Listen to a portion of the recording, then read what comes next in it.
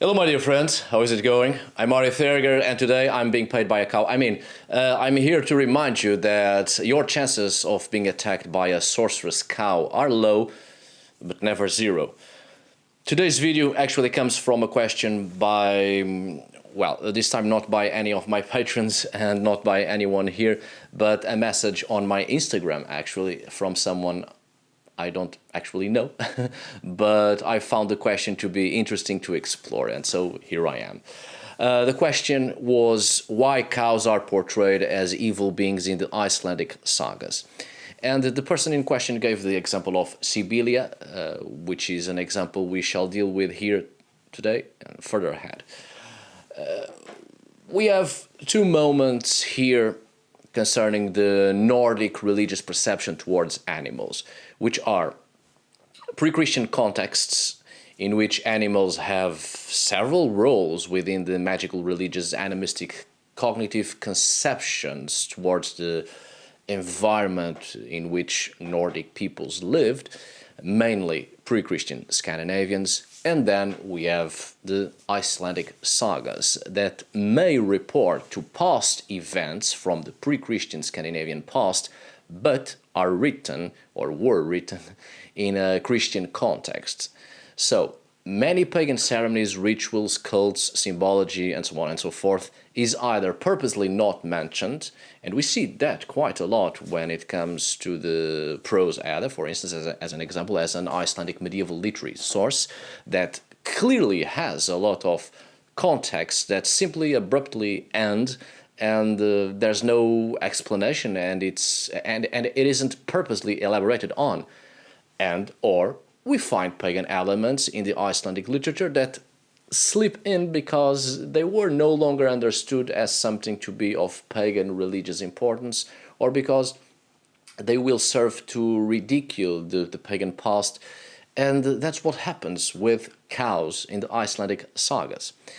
They were not evil beings to the pagans, but they either have become evil or something ridiculous in the literature composed within the Catholic Icelandic society.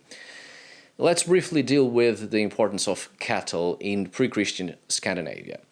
Well, owning cattle was a sign of wealth and power, even prestige, not for the farmer who takes care and slaughters the animals, but the lord or landowner who owns both the land and the cattle and owns the people under his control and that work for him. One of the most consumed animals in pre-Christian Scandinavia was semi-domesticated boars, sheep, goats, less so wild boars, and cows not as regularly as the others, which has more to do with preserving cows to continually impregnate them for their dairy byproducts, as owning cattle really was a sign of great wealth, and so it becomes an important symbol. So when it comes to animals, Scandinavian religious symbolisms highlight precisely the species which were most important in the community's nutrition during the pre-Christian era.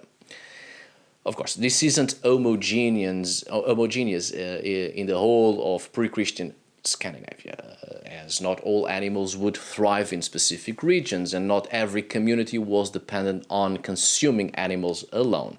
And this panorama also changes in Iceland and in specific regions of Iceland as well, because culturally, religiously, and geographically speaking, things will be much more different in Icelandic contexts. So some animals would not have had the same importance as in Scandinavia, back in the continent. However, the first stages of Icelandic settlement still show evidences of pagan practices, of course. And there's a good archaeological example, which is Hofstadir, a temple place, temple complex, a farmstead, which held an important space for religious purposes, which shows evidences from late pagan Iceland, where it has been found systematic slaughter of cattle, pigs and sheep, apparently as part of periodic sacrifices. For instance, the outer walls of the great hall of the farmstead were adorned with mounted animal skulls, 11 cattle, 1 boar, 1 goat and 1 sheep, all slaughtered through a blow to the forehead administered while the animal was in its prime. There are several signs that show certain and clear indications of ritual activity. The place was completely abandoned at about the time the community converted to Christianity. We have here indications of a role cattle played in the religiosity and ceremonial acts of a sacred nature. This is projected into the myths, as Snorre Sturluson indicates in Gifalginning, for instance, where we have a perception of the sacred nature of cows in the figure of Aldumla, whose milk sustains the frost giant Ymir, and at the beginning of the world, at the creation of the world. She also leaks into being the first life form, Buri, the grandfather of the deities Odin, Vili, and Ve. So at the very beginning, the origins of life and of divine and human life and creation, we have a cow present in such a moment of great fertility. Within pre-Christian Nordic religiosity, this shows the importance of other type of cattle that wasn't slaughtered for meat but was kept alive for dairy. Cows that were kept alive for this very purpose. And this is the basis of it. We have, for instance, in the account of Olaf's saga Tryggvasonar, a moment in which it is told the religious practices of a past king named Ogvelder, who made sacrifices to a cow. Apparently, King Ogvelder sacrificed quite a lot to a cow, which he kept with him at all times, and took her everywhere he went. BFFs. When he died, he was buried on a mound, and not far from his mound, the cow was laid down on another mound, a type of cairn, and the memorial stones were raised for both of them. Apparently, the source also tells us that King Ogvelder did everything with the cow. Together they did everything. And for the sake of a better understanding of this account, let me underline this. He did everything with a cow, ladies and gentlemen. Everything. Well, moving on. This is when we reach the account of the great cow Sibelia, as another interesting example. Ragnar's saga Lodbrok, if I'm not mistaken, in chapter 10, sorry, let me check. It is indeed the chapter 10, Troth Publications. Well, we have an interesting and similar situation to that of the previous account, only a little bit more enhanced, the powers of the cow. A Swedish king who had a cow named Sibelia.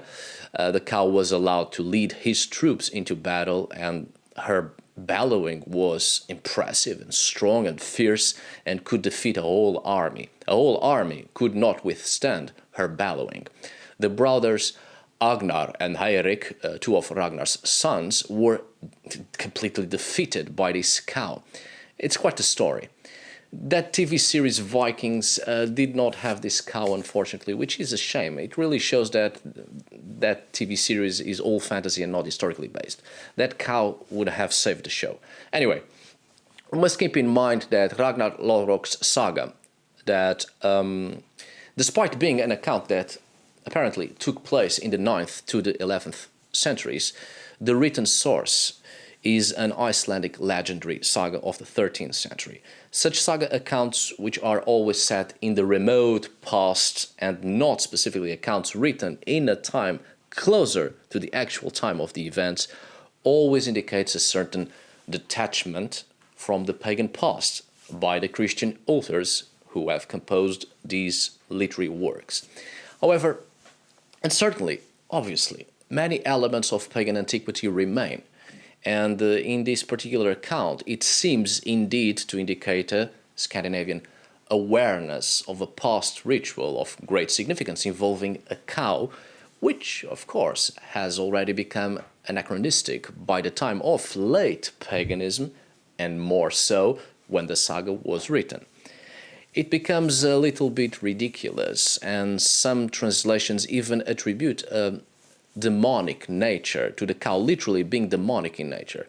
Hence why cows are seemingly evil in the sagas, but that's just rituals and symbolisms of a pagan past that have been forgotten and or are no longer the subject of focus for the Christian society. So, Such accounts are turned into oddities of a laughable nature, almost as anecdotes from the perspective of 13th century Icelandic Christianity, or certain elements of pagan sacred nature are retained purely by accident, not all of them, but most of them purely by accident, because the religious context and meaning and importance had already been forgotten. But we clearly see a cow here with religious importance for this Swedish king to whom he sacrificed to. And I think it is important to look at the name of the cow, which is Sibelia. Quite the unusual name, not just for a cow, but for the Scandinavian name meanings. In this case, rather odd, such a name in an Old Norse context. Surely the first thing to come to mind is the Sibyls. In English sounds a little bit shite. The Civile, right? Which were prophetesses or oracles in ancient Greece.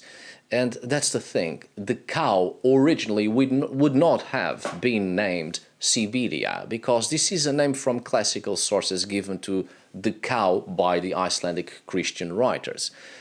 We see this quite a lot in several sources composed by Christians within Old Germanic and also Nordic contexts, such as the Gothic Bible, Saxo's Gesta Danorum, Snorre's Prose Edda, picking specific names and terms from Greek to explain particular contexts within poetic and mythological Old Norse accounts, such as naming the Old Norse underworld Hell as either Infernos or Hades, Hades, and the river that flows into the Old Norse underworld is Styx, instead of Yel, and placing elements of Greek myths compiled by Christians in Old Norse myths, such as a hound that guards the entrance to the underworld. You get the point. The idea here behind the name Sibelia for a cow of a magic nature or a sorceress cow is precisely that, to give a name that goes somewhat in line with her nature of having magical potency, maybe, possibly even used as an oracle. And this reports us to Snorre's account, when Snorre, in his historical dimension in the prologue, after presenting a standard medieval view of the world as consisting of Africa, Europe and Asia, and that's it, it says that near the center of the earth, in Turkland, lies the city of Troy. A king there was called Munan or Menon, who was married to Troan, the daughter of King Priam. Their son was Thror, whom we call Thor. These are literally Snorri's words. This Thror was raised by Duke Luricus, whom he subsequently killed, and he took over the kingdom of Luricus, Thracia, Thrace, and then Thor, traveled widely from country to country, explored the entire continent, and alone defeated all berserkers and all giants and the great dragon and many animals. He married Sibyl, a seeress, and as Snorre puts it, whom we call Siv. Snorre says that Sibyl, a seeress, a prophetess, is the goddess Sif, wife of Thor. This is the same line of thought back in the day, to pick classical elements for a better understanding of Christian literature. It is important to take in mind that Icelanders of this period, between the late 10th to the 13th century, which is the period in which most of the sources about the Scandinavian pagan past were composed, these Icelanders only learned about the pagans, their pagan ancestors, when they translated and read the lives of the early saints of the Christian Church. The Icelandic contact with their own pagan ancestors was through the written accounts of Christian saints that had contact with pagans, right? Anyway, what I think it is important to keep in mind here is that in Icelandic Christian literature, Sibyl is equated with the goddess Sif, wife of Thor, whose role in pre-Christian Scandinavian past isn't known, if she even had any role at all, other than being Thor's wife, since her name literally means the wife. However, it is curious that a cow was named Sibelia And this may not solely be due to the fact of possessing magic or being used as an oracle, which the sources don't state this last part, but clearly state that she was a symbol of a sacred nature to whom the king sacrificed to. This cow was a symbolic religious element. Even though we have no indications of the role of the goddess Siv in pre-Christian Scandinavian religiosity, it is clear that she became the wife of Thor, and the myths involving Thor and his wife are myths of a fertility character. Despite the role of Siv having been forgotten, if there was any, I think it is safe to say that it is quite clear that she is associated with Thor and Thor to her in accounts that express the sacredness of fertility and nature's life-giving powers. And Thor was associated with fertility. Thor was a fertility deity. And with Siv, his fertility powers, or his fertility role, is announced. That may have been one of the most important roles of Siv, with whom Thor better fulfilled his role as a fertility deity. Siv was an important sacred and symbolic element of fertility. This may have been the role of the cow Sibelia, as a fertility symbol to whom the Swedish king sacrificed to in order to have peace and plenty and wealth and a prosperous year. Such ceremonies and sacrifices were quite abundant in southern Sweden during the whole of the Iron Age. I don't think this is a case of a cow being the goddess herself or the goddess somehow incarnate in the cow. There are no indications that animals in pre-Christian Scandinavia would be the gods or the goddesses themselves. What we have indications of is that certain animals were sacred to specific deities, and this cow may have been a sacred animal to some deity of fertility. It is unlikely that was Sif, by the way.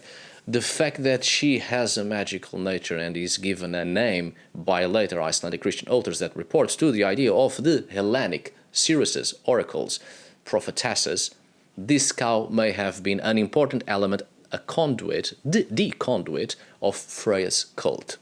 And perhaps you may be thinking that this cow was not a cow at all, but a woman, a seeress, an oracle whom the king kept by himself, and calling her a cow is a pejorative term. But well, it isn't likely for Scandinavian Iron Age because despite women having had several important roles within the late Iron Age and Viking society and a considerable freedom for that time, and it is probable that women of nobility held certain religious ceremonies, women were not allowed to be in positions of power, unfortunately, especially in positions that were only controlled by the patriarchy. Seeresses, prophetesses, soothsayers, the role of these people was more of an itinerant nature rather than being bound to any particular person or group. Certainly, in the Old Norse religiosity, we get that the feminine is sacred, no doubt, there is no dispute, and death is mostly feminine as well, which has its own sacredness. But women would not have had the possibility to ascend to positions of great power, like being chieftains, queens, rulers of any sort, unless, of course, they specifically rebelled on their own, which there are such cases indeed, namely women who went on Viking and pirated and were the absolute terror of the seas. The likely scenario here with the Swedish king's cow is literally a real cow to whom he sacrificed to, and we have to take special care when saying sacrifice because it usually denotes nowadays killing, murder, but we must not forget that we are dealing with a somewhat animistic mentality, still quite a lot actually, and a blot, sacrifice, doesn't always denote killing as a process that aims to reach a certain religious goal, but blot, sacrifice, in the sense of a ceremony or feast of a ritualistic nature, in which not everything was killed or murdered, which is the same thing.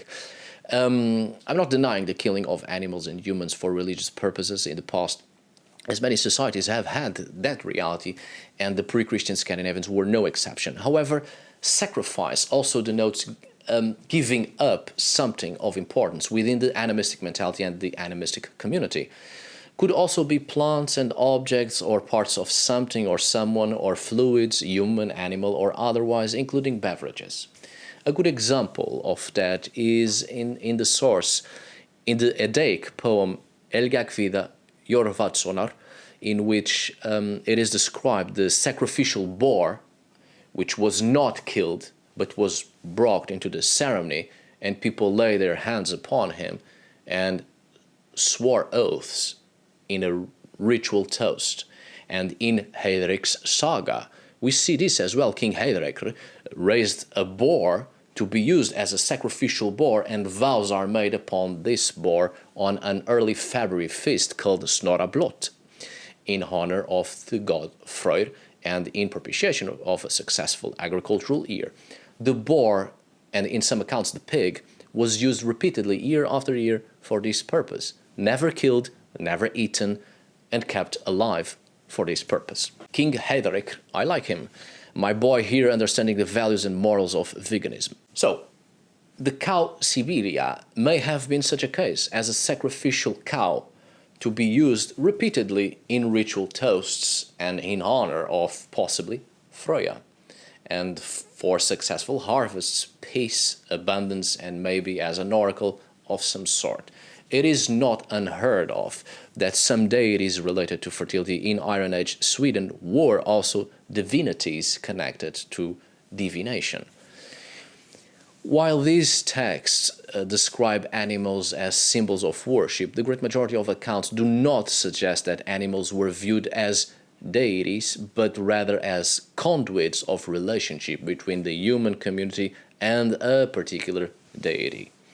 Some animals were killed, others were kept alive for religious purposes. The fact that in Ragnar's saga the cow is so fierce, it may suggest that she may have been physically impressive, of big proportions. In several societies where animals have shown a physical feature out of the ordinary, such animals were considered sacred and or magical. Sometimes an abnormality, a deficiency, or unusual proportions. And out of the ordinary feature that gave indications that it was more than what appeared to be. And it is curious that there is another Icelandic account, and I'm sorry, but I don't remember which one is it. But I do remember the content. An Icelandic story of a draugr, a restless wight, that no one could stop even after burning its body. It's about an old, powerful man who simply refused to stay in his grave and so wandered about tormenting people. He became a draugr. When the wandering corpse was cremated, the ashes are licked up by a cow in calf. The bull calf born from her is extraordinarily large. Eventually the bull runs mad, attacks people and kills them, and charges away up into the mountains, where he sinks into the scalding depths of a hot spring.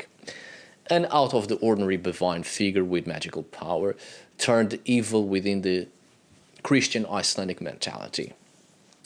But sacred cows aren't only found in the literary sources, and the literary sources composed by Christians. There's a good example of a monument from Gotland dating between the 5th and the 7th centuries, a bovine figure in ritual context in the Sanda stone. So we are still very much within a pagan context here, and this one gives us further proof of the importance of cows in the religiosity of pre-Christian Scandinavian contexts. It's a beautiful example, I think. So, I think it is clear the sacred nature of some animals for pre-Christian Scandinavia, and then a certain demonization of animals. In this case, we are dealing here today, the cow, in Nordic Christian contexts. Because of a pagan past, either forgotten or specifically the need to ridicule or to avoid elaborating on or to warn against pagan practices, because from the 9th century onwards in Northern Europe we also start to see already the prohibition of the consumption of certain meats like horse, cow and pigs or wild boar, as those are myths of animals usually sacrificed in pagan rituals, or because they are animals specifically associated with certain pagan deities. And within the Christian Nordic societies, certain animals were avoided due to religious morals. Anyway, I hope you have enjoyed this video. Thank you so much for watching. See you on the next video. And as always, tack för idag. Thanks for today. Obrigado por hoje. Until we meet again, my dear friends.